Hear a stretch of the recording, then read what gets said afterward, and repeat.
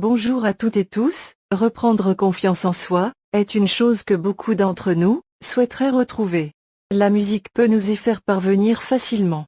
Mon collègue va vous en dire plus. Bonjour, je vais tout d'abord vous expliquer ce qu'est la musicothérapie.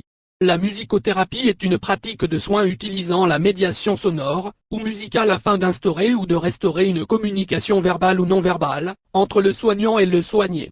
Par la musique, le patient laisse surgir ses émotions, ses souffrances et ses sensations, pour se découvrir et évoluer vers un mieux-être, une résolution ou une meilleure utilisation de ses ressources. La musicothérapie fait appel, entre autres, au potentiel créatif de chacun, mais le chef-d'œuvre n'est pas un but en soi. Le patient n'a, d'ailleurs, même pas besoin de savoir jouer d'un instrument pour s'engager dans cette thérapie. La musicothérapie est un moyen de mobiliser la pensée du patient en s'appuyant sur son histoire sonore ou musicale, ses capacités d'improvisation et l'analyse de son vécu sonore. La musique a donc définitivement un grand impact dans le développement personnel. Les musicothérapeutes appliquent diverses techniques à leurs patients pendant leurs séances. Le principe est d'écouter de la musique ou de pratiquer une activité musicale susceptible d'inciter le patient à surmonter ses peurs et à avoir confiance en soi. Nous avons le chant, la batterie, la flûte, le violon et bien d'autres. Par exemple, la batterie est un instrument de musique sur lequel l'on frappe avec des baguettes, pour produire des sons. C'est un outil qui exige un bon rythme, une grande concentration, et une confiance en soi à toute épreuve.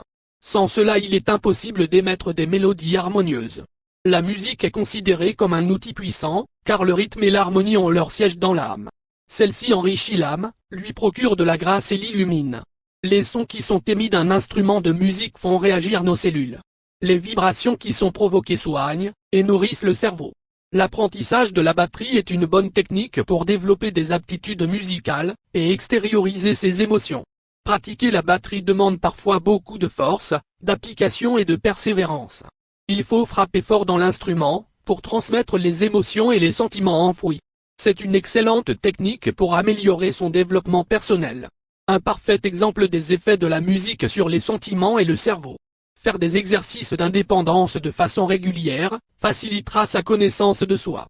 Avoir confiance en soi, commence d'abord par la connaissance de soi, et des différents aspects de sa personnalité.